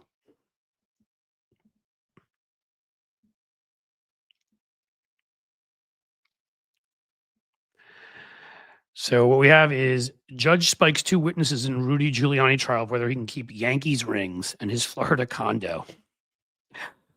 I can say this happily as a Yankees fan. He may have to give up his Yankees rings to Ruby Moss and what, I can't think of the other name. I'm sorry, but he may have to give his Yankees World Series rings, which he never should have been gifted, but of course was, because he was mayor and go to all the games. And oh my God, if they took those from him and they take his Florida condo, guys, I mean, I knew back then what a fraud this guy was. Most New Yorkers, he's at 35% approval rating. Everyone hated him. He was a racist. He picked fights with everybody. Just a jerk. And 9/11 happens, and most people don't know this, but he's like he's some hero or whatever. He said the right things that day, walking around with soot on him, like he was this tough guy outdoors. But most people don't know why he was outdoors. You see, he was outdoors because the corrupt hack that he was, he chose to put his counterterrorism center in real estate owned by a big developer who had given him money, campaign funds, and that was in the World Trade Center, which was the only place where New York had experienced a major terrorist attack before like that, because they tried in '93 with the car bomb. So he puts it in there, the dumbest place to put it, where they're aiming for. His counterterrorism center is blown up. He's outdoors on the street, and then he gets turned into Winston Churchill. And he could have cruised through life. I mean, he had the security consulting firm that would consult for any crazy group of people, religious cult, foreign dictators. He didn't care because he's Rudy Giuliani. Make all this money. He could have made money for years and been known as America's mayor, and and gotten away with all of it, what he really was. But he had to have more power. Could not help himself. So he attached himself to Trump. And it's been a disaster ever since then. His reputation's been absolutely destroyed. He's been stripped of his assets. He's losing money. That's FAFO, folks. He threw it in with Trump, and he got thrown out like the garbage that he is. So that's a fun FAFO segment. Sheldon, thank you. We got our first one. Hopefully that will become contagious here. Thank you for the super sticker. I really very much appreciate that. I'll have to watch that. Lawrence is the one on MSNBC. I'm not a cable news watcher, as I've said before. I don't like any of it. And I used to go on all those things, but O'Donnell used to work on Capitol Hill, worked on campaigns. He's by far the one I like the most because he knows his stuff. Yes, the fire departments needed new walkie-talkies, and Rudy didn't get them. That was another thing. Yeah, I did a whole report on this, so I didn't get into that. But so the walkie-talkies the firemen had, just think about this for a second on 9/11, were not compatible with the walkie-talkies the police had. They couldn't talk to each other. So when they saw things going on, like maybe the building was going to fall, they could not tell the folks inside. Can you imagine? Imagine a Democrat doing that. I don't even care. It should be beyond politics. It is sick and disgusting. And what he was probably using the money on were all sorts of personal things. Who the hell knows? But did not get them. So he didn't get them new walkie talkies. He didn't have a counterterrorism center because he was corrupt and had it built in his friend's place, even though it was the most likely place to be attacked. Like, he was a failure. But he walked around and said a couple of the right things, and people were in a big, pro, anything about New York mood, and he got away with it. And he would have gotten away with it for the rest of his life. That's what's so incredible, that he chose to literally screw himself. So Fafo, baby, country, you are fantastic. Thank you. $10 super sticker. Now we're talking. I appreciate it. I need these in case they unmonetize me. I don't know. I need to come up to mononucleosis me. I need to come up with some creative names for them screwing me on the financial side here.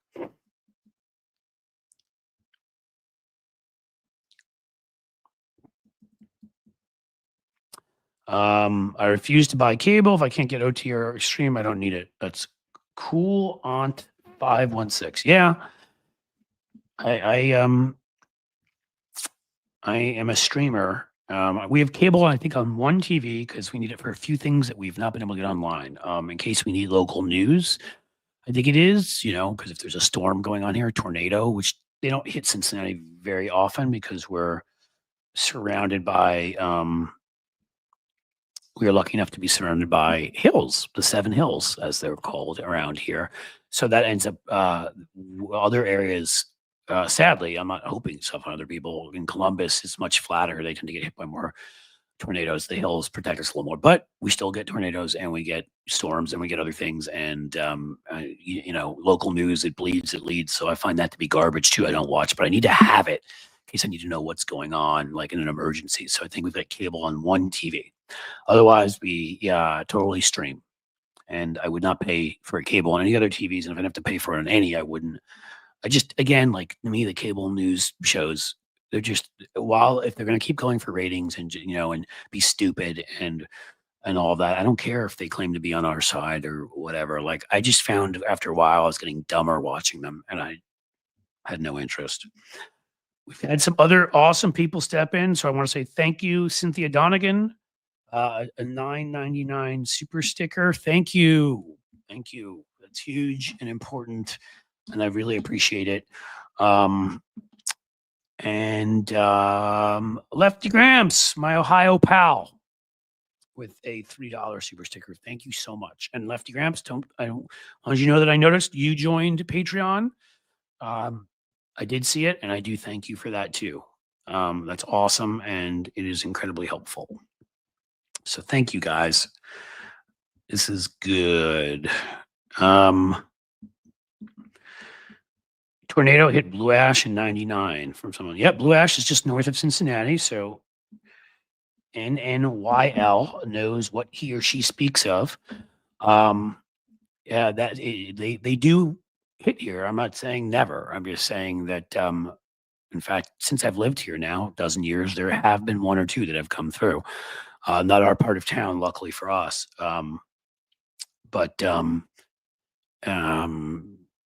It happens, but the hills actually a number of times have been a good barrier, and that's why it happens less than at other places. There you go, Cynthia. My voice is soothing. All right, I like that. I was told at points in the past, I think when I first started doing radio, that I guess my voice is deeper, so it works for radio. I don't know, or maybe it's not, and then somebody was just making something up to make me feel good. But you find it soothing, and I appreciate that. I only pay $10 a month for internet, stream everything. Elizabeth, well, that's a good gig. Is over-the-air television an option in Cincy? I don't know. I should, the OTA, I know. I should look it up, and I should know more. I mean, because there may be a way to completely get rid of cable, and it's sort of like it's one of those things I'd like to do. Because again, I don't watch it. Um, it's like a break. The one TV is sort of the break glass in case of emergency kind of thing. But and Elizabeth has we're getting tornadoes in California now. That was like from the day after tomorrow, right? I mean, like something they came up with in a movie. Well, our climate change has gotten us there because there's all sorts of crazy stuff happening. Because it was what I mean, those fires, they were always happening deep up in the forest, and now they're happening down further in cities and everything. We just had our 6th or 7th biggest snow day, and again, I know that's not like our biggest one ever, but when you start adding it to other stuff, other weird, very hot, very cold sort of fluctuations that have happened in Cincinnati, it's all getting wackier out there. And I'm this weird in that when 97% of scientists say something, yeah, you want to believe Mel Gibson over them, of course. I mean, a crazy guy who rants and raves when he's pulled over drunk driving about all sorts of groups of people like me. You want to believe them because they clearly seem like they're sane. But I'm going to go with the 97% of scientists. I think I'm going to do that.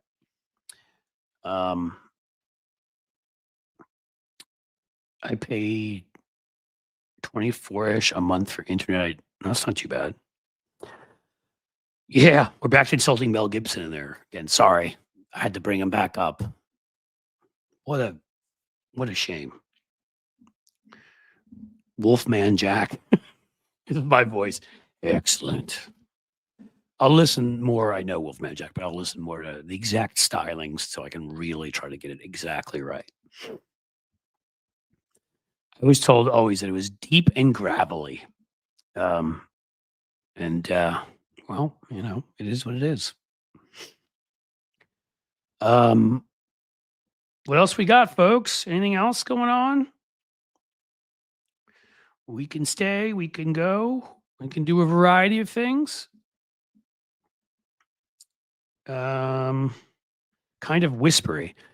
Well, I don't know if you're talking about me, whispery when I'm not worked up about something. When I am, I start becoming less whispery and more yelly. Get me talking about YouTube demonetizing me, and I get less whispery. 21st century suffragettes, you are welcome for the shout out, of course. Snowing in North Michigan, we get from Michael McAndrews. Oh, please, snow, don't come this way again. It was fun when I first got back from I got back from my trip abroad, and I got back on a Saturday night late, and then there was Sunday, and I was exhausted, but I wanted to go to the gym and do some stuff, made myself do it, and then I was like, oh, I'm gonna be so tired for Monday. And then Monday it snowed, and we didn't have to go to anything. Kids didn't have to go to school. I didn't have to come in here, and so that was actually what I would call the perfect snow day. But I've now had enough. It's now snowed on a couple occasions, and we don't need it anymore. What else? What else we got? I kind of covered most of the topics I wanted to cover. Well, another good one. I'm going to talk about him in a rant too, but this is something for you cable watchers. That's funny, Amy. I thought Cliff was repeating himself, but I accidentally rewound without realizing. I could have hit my head on something. It happens. Lose track of where I am, just repeating myself. If I start doing that, just turn me off and turn me back on, and I should be fine.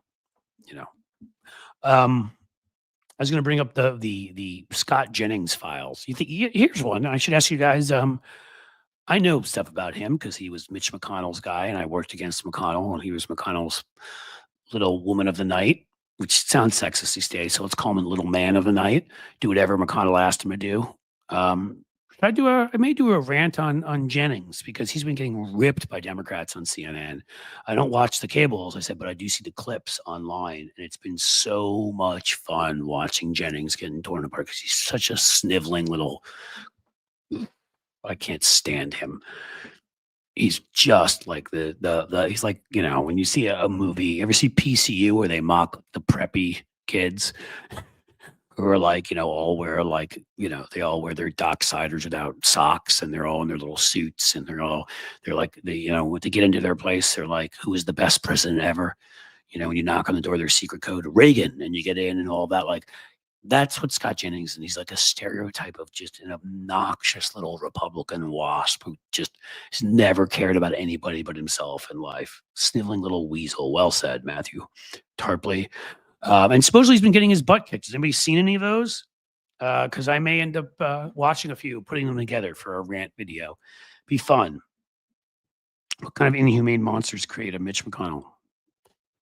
It's true. I have to know who his parents are. And he actually, when he first ran, I know a lot more than anybody would want to know about McConnell. Having worked against him a few times, written some articles for, wrote an article for the Washington Monthly years ago about him, about how dangerous he was before he was majority leader. And since, for various things, he was a moderate Republican. He's everything. He's an absolute fraud you think he is. He was pro-choice. He was pro-union. That's how he first got elected in Jefferson County, which is the area around Louisville. He faked like a pro-union Republican, and he'd worked for a moderate Republican. What was his name? I can't think of it. Senator. Hold on, we're gonna get it for you. John Sherman from Kentucky. I believe that's who he worked for. Oh, John Sherman Cooper. No, that's it. John Sherman Cooper, who was a moderate. Seriously, there were Republican. Back then, things were so mixed up that if you had Republicans from places like Kentucky, because the Democrats were the more right-wing party, they'd be moderate. And that's who Mitch worked for. And he was like a total Rockefeller Republican. But then when he saw Reagan, when he saw the direction things were headed, and he became a right winger, because Mitch is nothing if not a complete soulless, empty husk of a 250-year-old turtle. Doesn't know where he is any given moment, of a sellout.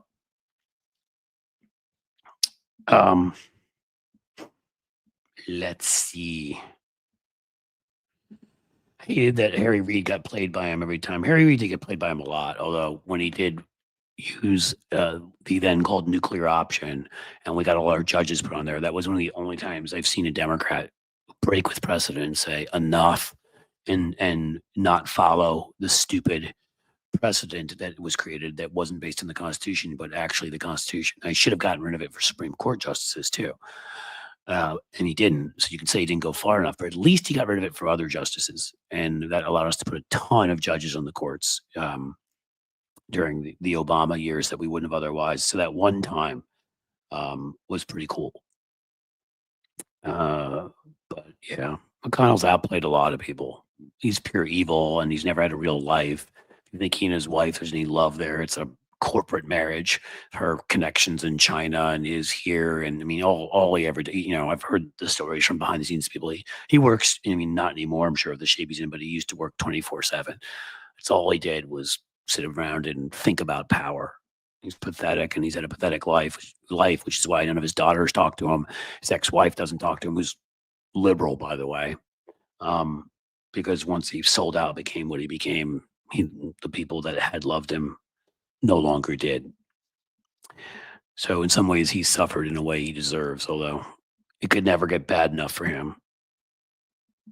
Yeah, when you said here, Michael McAndrews, after Trent Lott, that McConnell was the next bad thing. Let's see if I can even find it.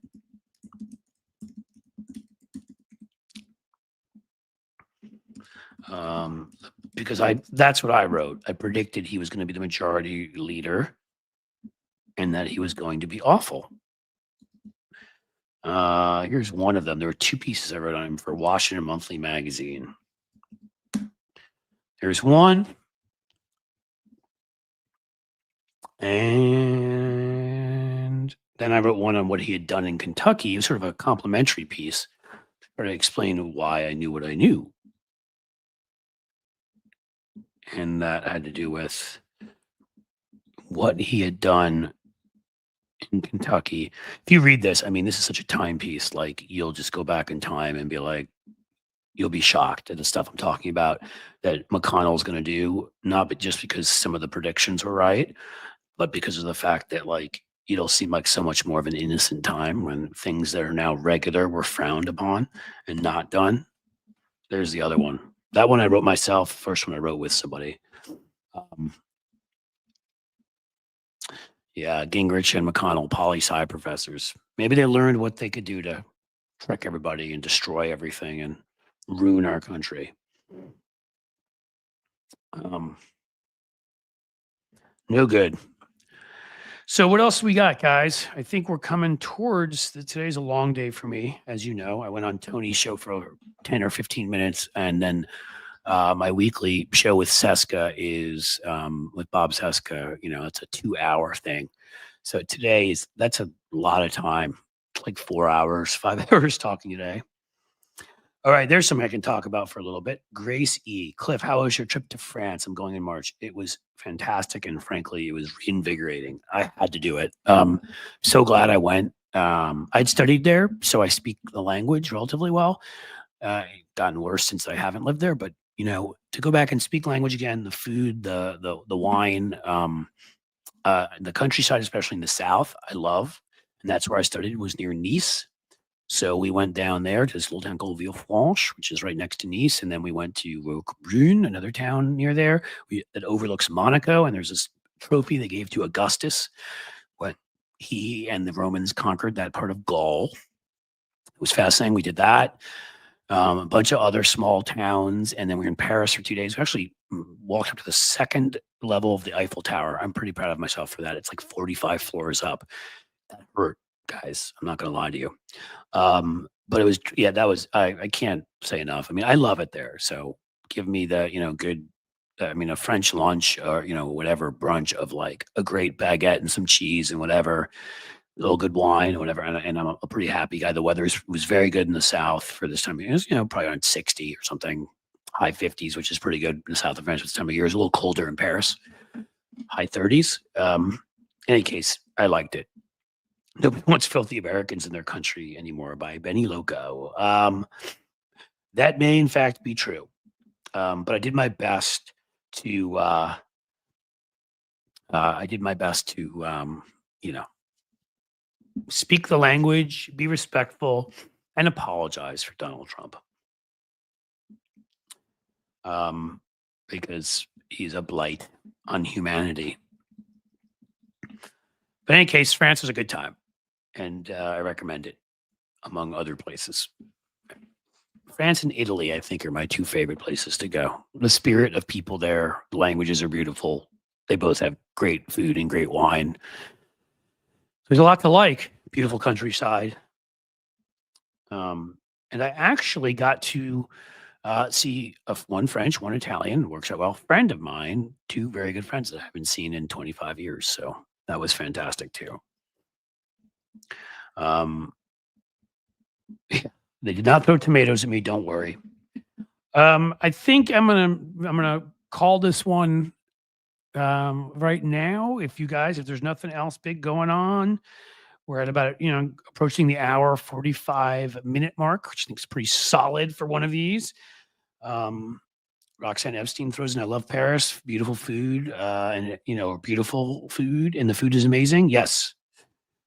It was fantastic, wonderful, and you guys are fantastic and wonderful. So the couple things I say is you're awesome. Thank you for being here. Whether you're here through YouTube, Twitch, even I still do stream to Twitter. I'm glad if you came here through Twitter because I'm glad you're here, and we'll do that until I shut my account down there. But again, I'll ask you the last time, you know, join me at Patreon if you can, where I'm going to be regularly contenting, if you will. And we have more of a direct relationship, which is cool. Join me at Substack also. That will be a great place for you to find me. Please, though, do subscribe. Cliff's Edge on YouTube. We are mired in quicksand, and maybe a bunch of new subscriptions if you haven't. Would help. Michael McAndrew says, I'm on YouTube. Find him too. I'll find you, Michael, and I'll subscribe. But yeah, subscribe on YouTube, you know, and help us get back to where we were before the craziness of the last month or two. And come on, am I going to let me, no Jerry Maguire on the way out? Who's coming with me? Who's coming with me? Come on. All I need is one super chat, super sticker, Superman, Superwoman, super duper. Anyone? Who's coming with me? Just don't make me take the goldfish. In all seriousness, you guys are awesome. And as I've said before, it usually happens when I'm actually closing down. Somebody jumps in, which is funny and kind of awesome. But you guys, as usual, again, that's why I do this. Is a fantastic community. People are so kind and you know, and Michael McAndrews, look at that, comes in with the win. I appreciate that. Thank you so much, Michael. That's awesome. And again, I always just kind of consider that a great way to kind of hit out the door, and then Sheldon used. I told you this always happens with a $2 super sticker. Thank you again, Sheldon. You guys are fantastic. It is a good way to leave on a positive note. Again, I'm not unhappy. I'm actually love this community, and I love the places we have to interact. And yes, it even includes that I get to interact with you through YouTube.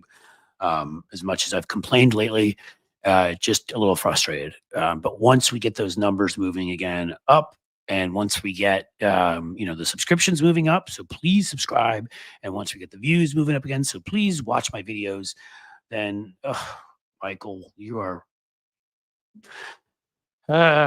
too good of a person, is what you are.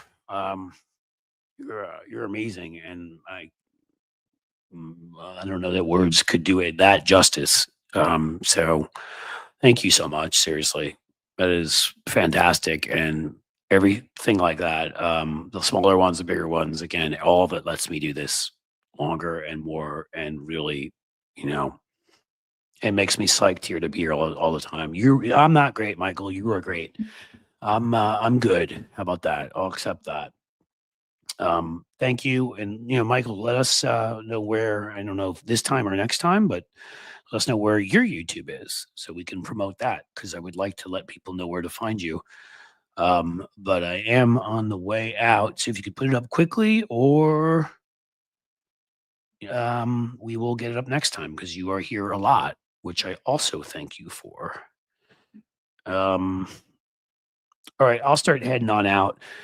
Be good, guys. I'll see you about tomorrow. I've talked to a few people. Maybe we'll have a guest tomorrow. And so that'll be interesting. I'm going to follow up with this person and see that if they are still good. Otherwise, we'll just have a good, fun, old-fashioned talk like we did today. I'll rant away, and we will solve all the problems of the world. Oh, Matthew. Okay, Matthew has just straightened it out that Michael said that he got this on YouTube, not that he's on YouTube. You're just saying you see me on, saying I use YouTube to watch Cliff. All right. That's what we like to see. Well, if you know what your YouTube thing is, you let us know and we'll tell you where to find you. And before I go, Gracie jumps in with the $5 super sticker. You guys are the best. You really are. I love you guys. You're awesome. We're going to keep this going. I promise you. So I will be back tomorrow. And before that, just have a great day, have a great night. And, as the sun sets slowly in the west, I bid you a fond farewell.